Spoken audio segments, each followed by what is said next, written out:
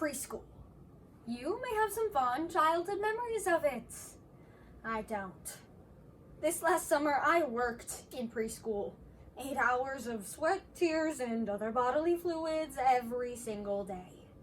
It was after I took the job that I realized 2 years of virtual learning leaves kids incredibly unprepared.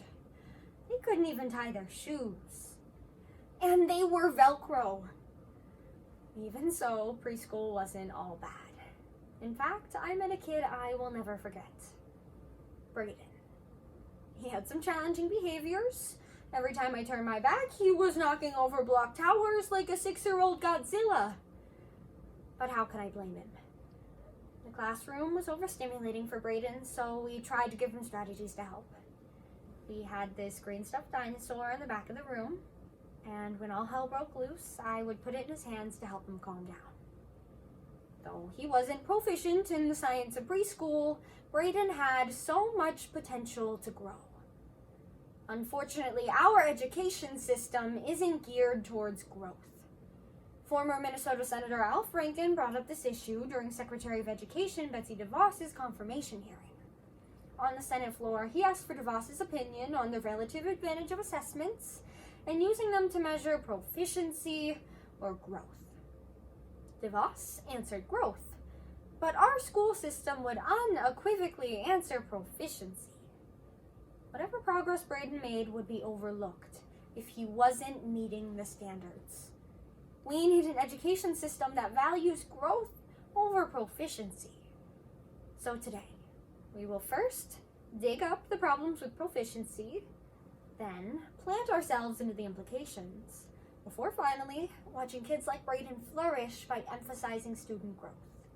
First, let's dig up the problems with proficiency. I worked with Brayden every day, though sometimes it felt hopeless. How was I supposed to teach him his ABCs when he couldn't even sit through circle time? Teaching my class of 5-year-olds to a standard was only hurting them. The focus on proficiency was prompted by nationwide initiatives to improve education, which ultimately worsened it.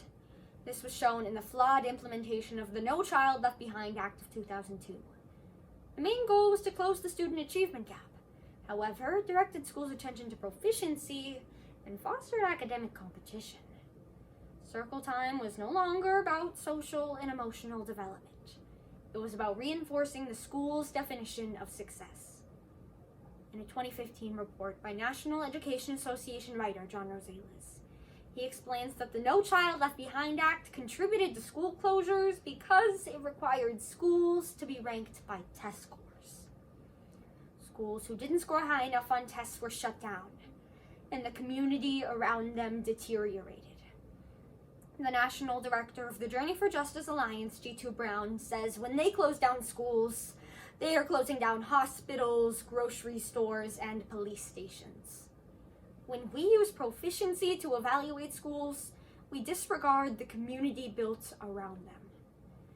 Other initiatives, such as Race to the Top, prompted similar ideas, as illustrated in a report by the Educational Testing Services, January 2022. Schools received compensation if the deciding factor in teacher retention was test scores. Consequently, educators began to teach to the test excessively instead of helping kids like Brayden. When too much time in the classroom is spent learning how to succeed on a test, students lose the opportunity to have a well-rounded education, and proficiency begins to trump growth.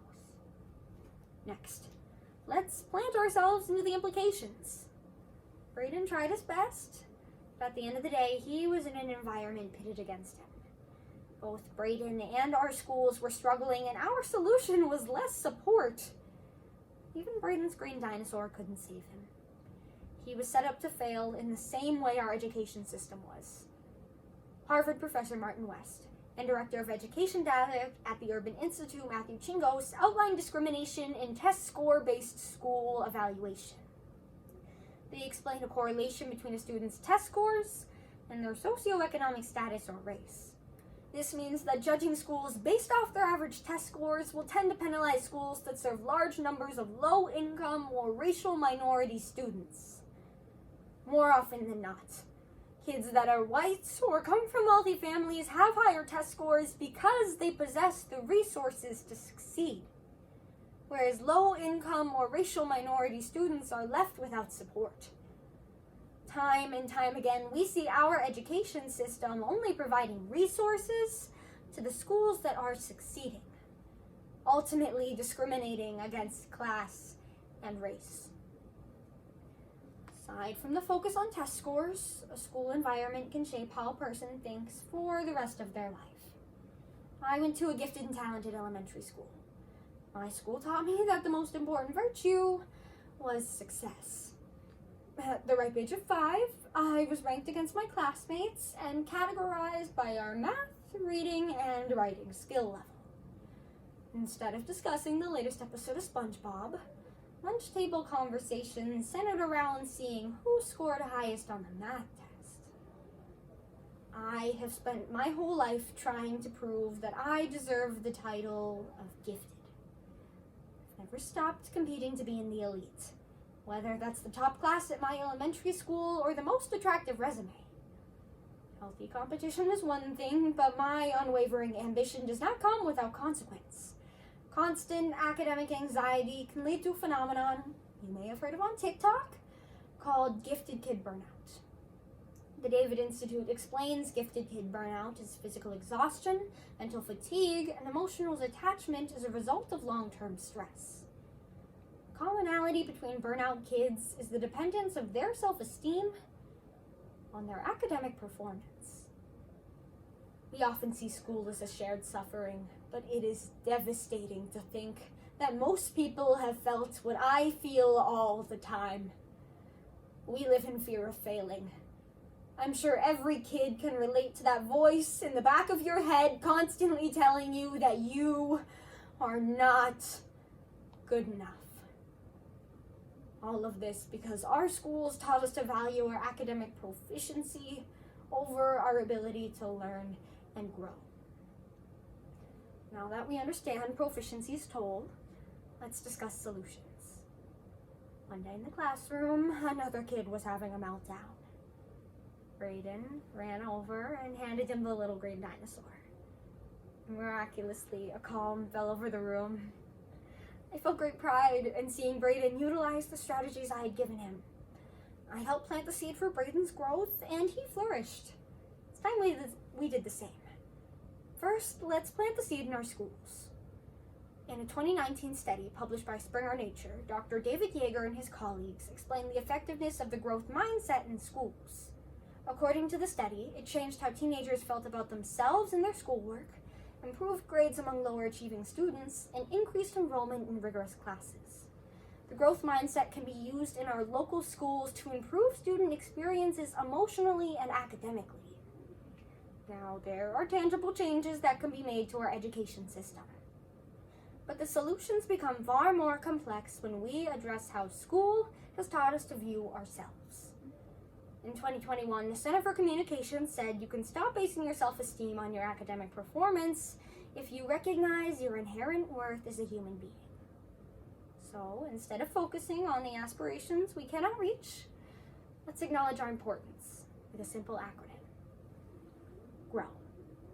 G. Get rid of your expectations. You cannot expect yourself to meet the same standards as others because we all start in different places. R.